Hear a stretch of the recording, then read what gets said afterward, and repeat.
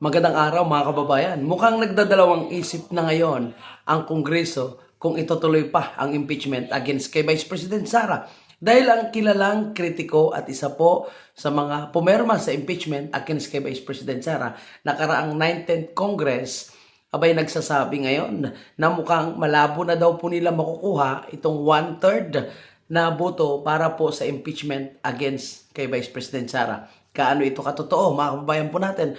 O ito ay propaganda lang po nila na kunwari pakalmahin lang yung usapin ng impeachment at kunwari pakalmahin lang yung mga galit na taong bayan dahil mas inuuna pa nila yung impeachment kaysa tunay na problema kagaya po ng mga hindi pagpapakulong ng mga korap na mga politiko, lalong-lalo na yung mga involved sa mga anomalyang flood control project. Ang sabi po ni Congressman Lawrence Defensor ng Iloilo, kilala nga itong kritiko ng mga Duterte, malabo daw makuha itong 1/3. Pero wag tayo maging kumpiyansa dito. Dahil iba po ang galawan ng bangag na administrasyon ngayon. Paano ko nasabi na iba po yung galawan nila? Mantakin nyo mga kababayan po natin. Yung dating sinusuka nila, yung dating tumawag sa kanilang magnanakaw, sinungaling, at dapat hukayin ang kanyang ama sa libingan ng mga bayani, abay tingnan nyo ngayon. Nililigawan na ni Bongbong Marcos. At nakita natin sa press conference ni Claire Castro, sumuot ito ng damit na kulay rosas. So, parang nagpapahiwatig na talagang magsama ang gobyernong bangag at ang Team Lugaw ni Lini Robredo. Anyway, mga kababayan po natin, kahit yung kanilang mga kaalyado naman is aminado na hindi nila kayang talunin po itong si Vice President Sara.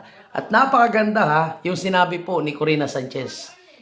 Nasabi niya nga, mga kababayan po natin, nakatayo pa rin kahit binabato ng binabato. Ito po, si Vice President Sara ang tinutukoy niya. At syempre, hindi man sila nagulat sa pagdeklara ni VP Sara na siya po ay tatakbong presidente, hindi nila inaasahan na ganito kaagaw pa lang yung pagdeklara ni Vice President Sara. Tandaan natin mga kababayan yung mga naunang nagdeklara ng tatakbong presidente, yung mga vice presidente, hindi po nanalo. Lahat po sila ay dinurog, lahat po sila ay sinira ng administrasyon. Pero iba po yung estratehiya ni Vice President Sara. Okay, pakinggan natin ang sinabi po ni Corina Sanchez. Of course, mga kabayan. Nakatayo pa rin kahit binabato. Hindi natitinag na binabato. Tatakbo akong presidente. Well, tingin ko, magandang strategy sa kanya. Bakit? Siyempre, yung mga congressman na ang inaalala, yung kanilang political survival, magdadalawang isip. Especially yung congressman sa Mindanao, kung saan almost 80% ng mga taga Mindanao kumapaport yung Sara. Actually, hindi nga lang po 80% yung pumapabor kay VP Sara, 95%. At yung natira dyan, yan po yung kasabwat ng gobyernong magnanakaw. So kagaya na sinasabi ni Corina Sanchez, mga kababayan, dumatayo pa rin kahit binabato ng binabato ng kung ano-anong issue. 4 na po ang impeachment na ipinail kay VP Sara. At ang bago at ang hindi natin alam kung last yun, no? Itong si Bini Abante, ganun din. Nagdeklara po siya na hindi daw niya susuportahan si VP Sara at nag-file ng impeachment against kay Vice President Sara. Bakit? No? Kung hindi nga suportado ni Bini Abante itong si VP Sara, lalong hindi naman siya suportado ng kanyang kadistrito sa Manila. Kaya nga hindi ito nanalo. Anyway, babalik tayo dito kay Erice. Sabi nga ni Erice, mga kababayan, magandang strategiya ito. Siyempre, alam nyo, si Vice President Sara, matalino ito. Hindi yan basta-basta magsasalita, hindi yan basta-basta lalabas ng kanyang announcement na siya ay tatakbo sa 2028 kung hindi niya po ito pinag-isipan ng maigi. At syempre, kung hindi po ito pinag-isipan ng kanyang buong team, itong mga nasa likod po ni Vice President Sara. And tama, no? Sa ngayon, dapat sila mag-isip. Kaya, ang sinasabi ng isang congressman ng Iloilo, itong si Congressman Defensor, so, malaki ang posibilidad. Kaya niya ito nasabi dahil sa pag-announce din ni Vice President Sara. Kasi alam nyo, ang pag-announce ni Vice President Sara is parang survey na rin ito. Dito natin ngayon malalaman kung sino yung didikit sa kanya, sasama sa kanyang ticket pagdating ng 2020. Tandaan natin, itong taon na ito na yung pinakalas na chance nila para matanggal nila si Vice President Sara.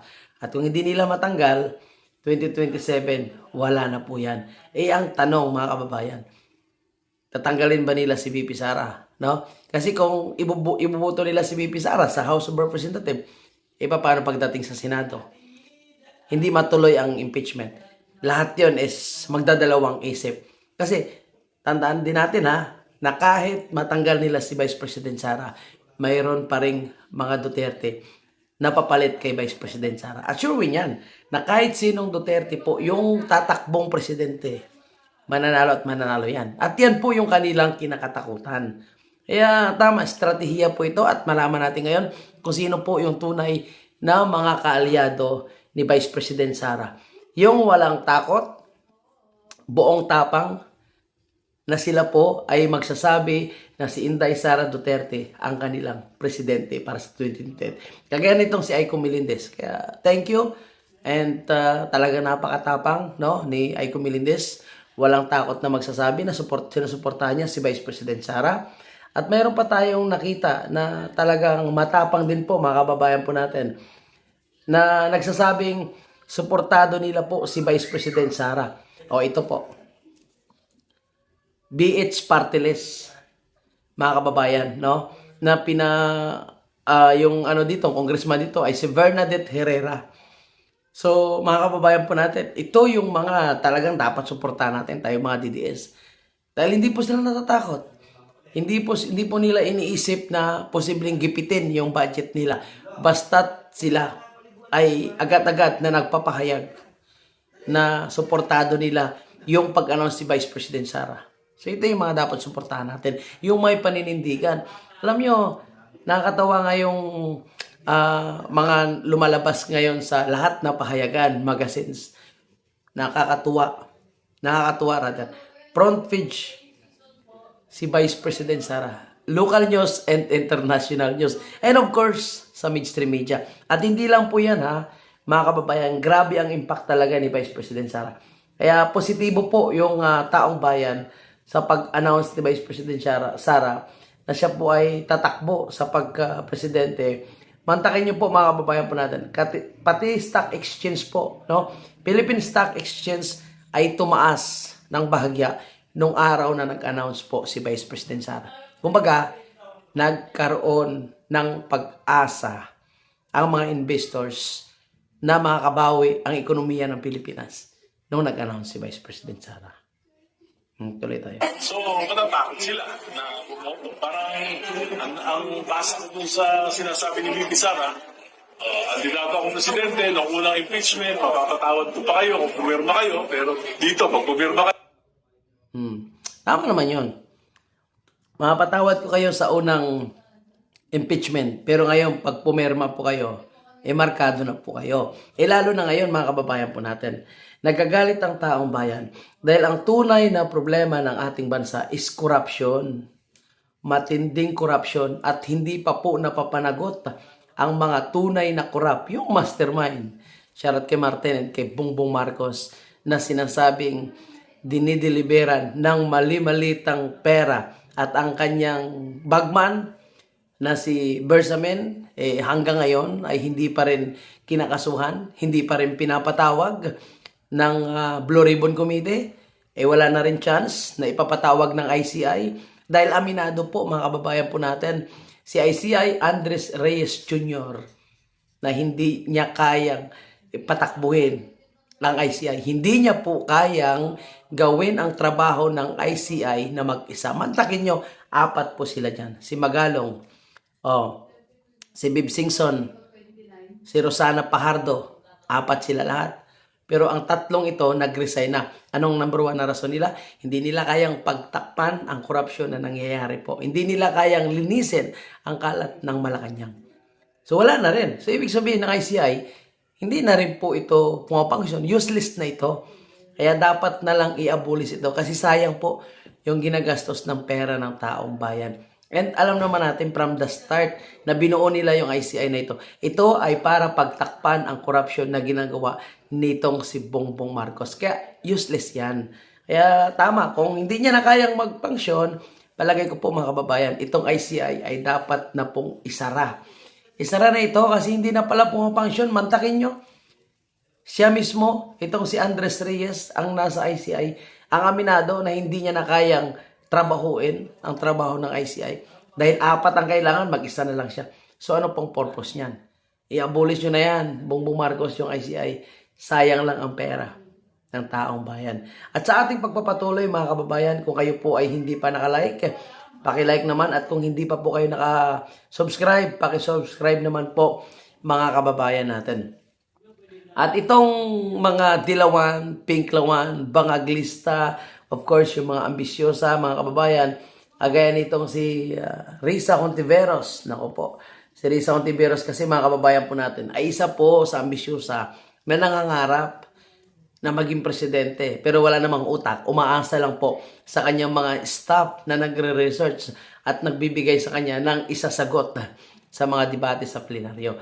Ngayon, mga kababayan po natin, sabi nga natin, nung panahon na itong si Bongbong Marcos ay nagkukunwari pa at nakipagtandem kay BP Sara, sinuportahan natin. Pero nung malaman natin na korap at budol, nag-withdraw tayo ng suporta. Kabaliktaran po ang ginawa ng mga pinklawan at dilawan.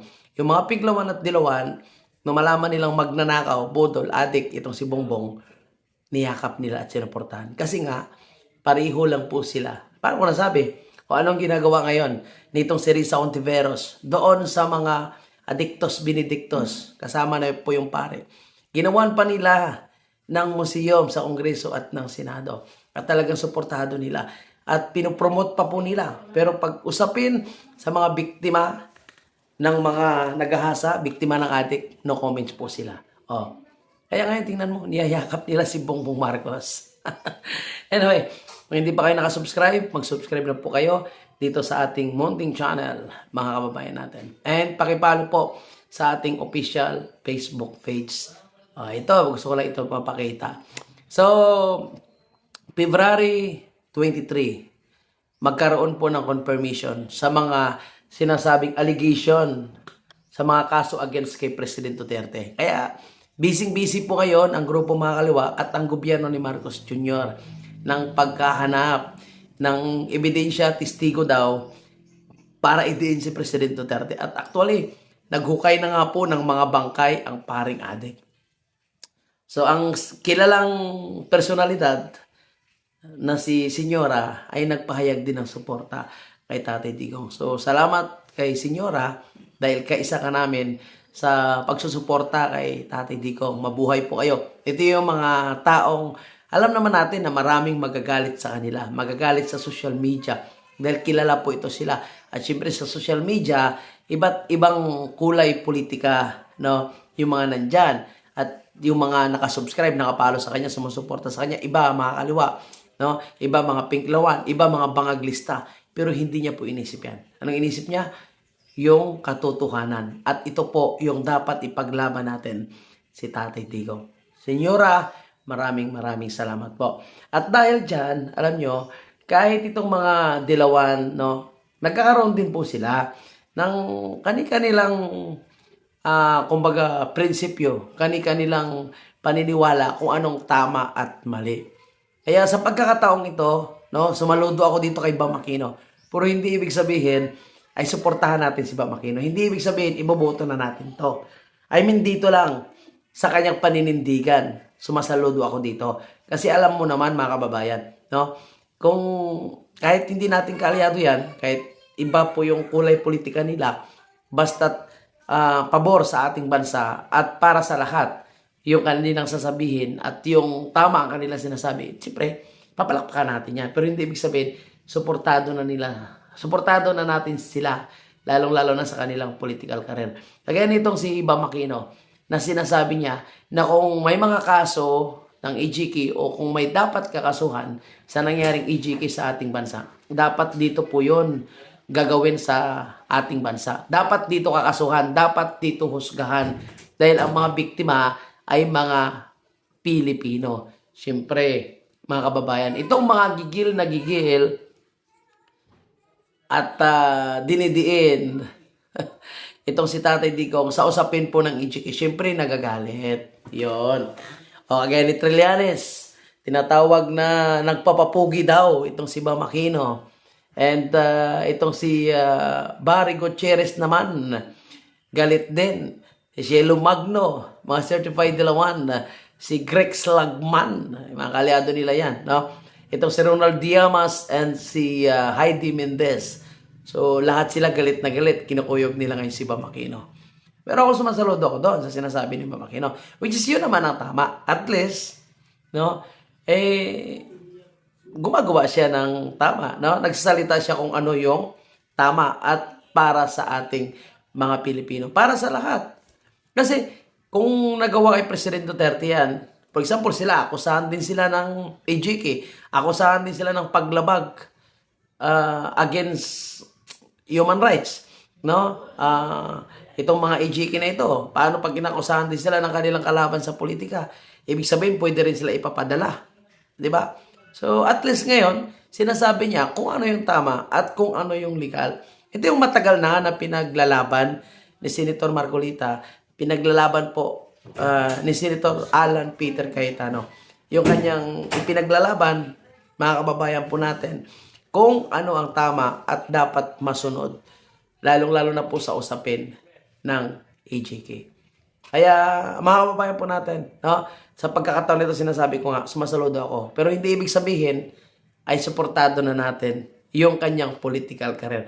Hanggang dito lang. Sa ganitong usapin lang po, mga kababayan natin.